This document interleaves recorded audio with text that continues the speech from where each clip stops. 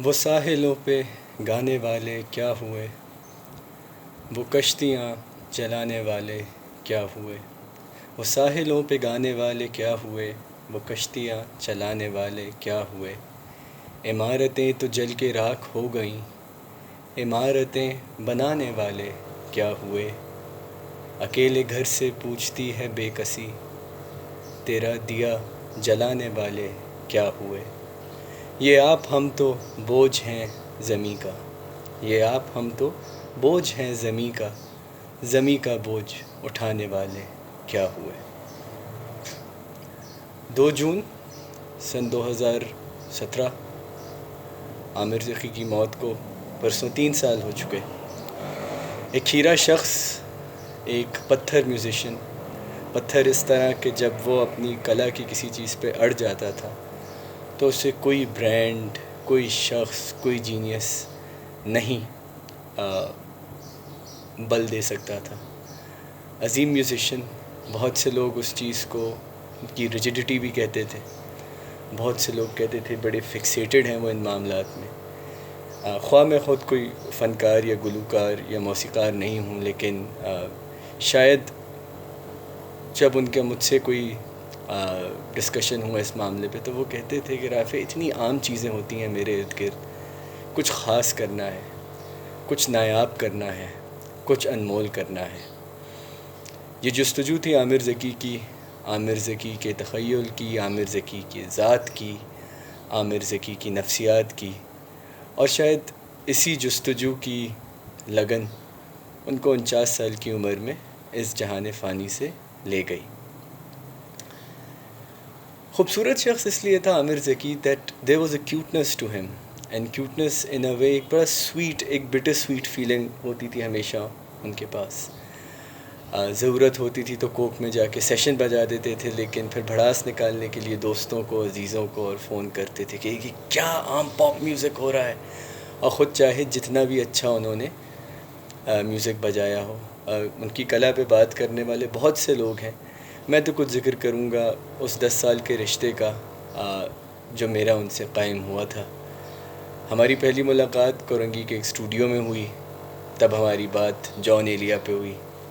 جان ایلیا انہوں نے بہت پسند تھا، انفیکٹ انہوں نے کہا کہ جان ایلیا کے جو اشعار ہیں، یوں جو تکتا ہے آسمان کو تو، کوئی رہتا ہے آسمان میں کیا، یہ عامر ذکی نے کمپوز بھی کیے تھے۔ اور میں تو کہتا تھا کہ آپ کے اور جان کے بال بھی ایک دوسرے سے ملتے جلتے ہیں۔ اور مزیدار بات یہ ہے کہ جان کا بھی واحد ایک مجموعہ کلام ہے شاید کے نام کا، جو اس نے خود انہوں نے تشکیل دیا تھا، اور عامر ذکی کا بھی ایک ہی باڈی آف ورک ہے جو کہ سگنیچر ہے۔ خیر ہم اس پہ نہیں جاتے۔ بڑی مزیدار یادیں وابستہ ہیں عامر بھائی سے۔ اکثر عامر بھائی کے رات 1:30-2 بجے پیرانوائڈ ہو کے فون آ جاتے تھے کہ کچھ لوگ میرا بھلا نہیں چاہتے، کچھ لوگ میری مخالفت کرنا چاہتے ہیں، تمہیں ان لوگوں کو نظر میں رکھنا ہوگا۔ اور شاید مجھے وہ فون اس لیے آتا تھا کیونکہ میں ہمیشہ عامر ذکی کا وہ فون اٹھا لیتا تھا، کیونکہ بہت سے وہ لوگ تھے، جیسے بہت سے انڈر گراؤنڈ میوزیشینز نے بعد میں مجھے بتایا کہ وہ تو عامر ذکی کے اس جینیس سے یا ان کی جو ذہنی جستجو سے اس سے واقف ہی نہیں تھے۔ ان کو وہ ایک شخص لگتا تھا جو کسی بھی گگ پہ آئے گا اور ان سے سگریٹ مانگے گا یا ان سے بولے گا کہ چلو باہر چلتے ہیں، تو ان کو شاید اس جد و جہد کا اندازہ بھی نہیں تھا۔ اور سچ بات ہے، اندازہ تو مجھے بھی نہیں ہے، 10 سال کی دوستی بھی کیا، آپ سمجھے ایکوینٹنس کیا ہوتی ہے۔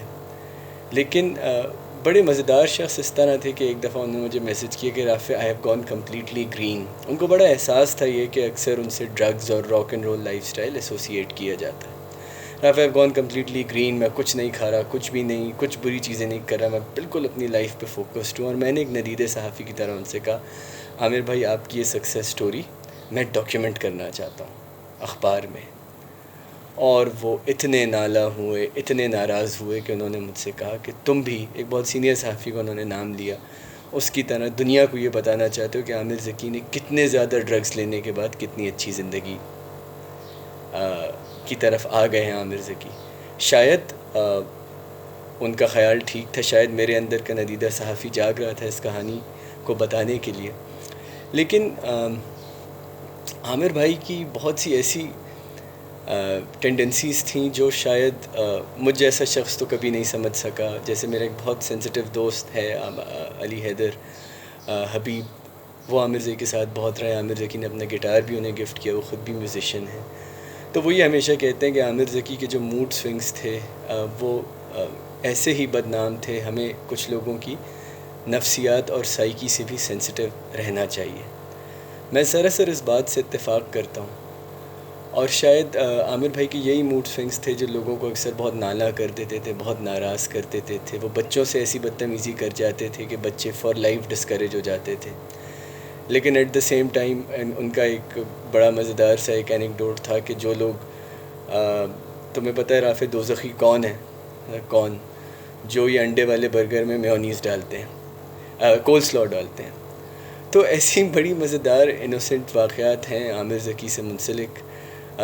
مجھ سے اکثر رابطے میں رہے. آخری دنوں میں ان کو بہت ملال تھا اپنے ضائع ہونے کا. شاید ان کو اندازہ ہو گیا تھا کہ وہ زندگی کے ایسے موڑ پہ آ گئے کہ شاید ان کی زندگی زیادہ نہ بچے. لیکن میرا خیال ہے کہ میوزک سین کے حوالے سے عامر ذکی کی ایک بہت روحانی اہمیت تھی. وہ شخص ایک ایسا باغی تھا جس بغاوت کی بہت سے آرٹسٹس نے، بہت سے موسیقاروں نے ایکٹنگ تو کرنے کی کوشش کی، لیکن اصل میں کوئی نہیں نبھا سکا. عامر ذکی ایک تھا، ویسی شخصیت ایک تھی اور دوبارہ نہیں آ سکتی. چاہے وہ میوزیشین ہو، چاہے وہ ان کی شخصیت کے مختلف خوبصورت انگ ہوں جو اور بھی دوستوں کو پتہ ہوں گے. کامنٹس میں ہمیں بتائیے. مجھے تو ہر برسی پہ جب بھی عامر بھائی کا ذکر چھڑتا ہے تو وہ فراز کا شعر یاد آ جاتا ہے. بھلی سی ایک شکل تھی، بھلی سی اس کی دوستی، اب اس کی یاد رات دن نہیں مگر کبھی کبھی.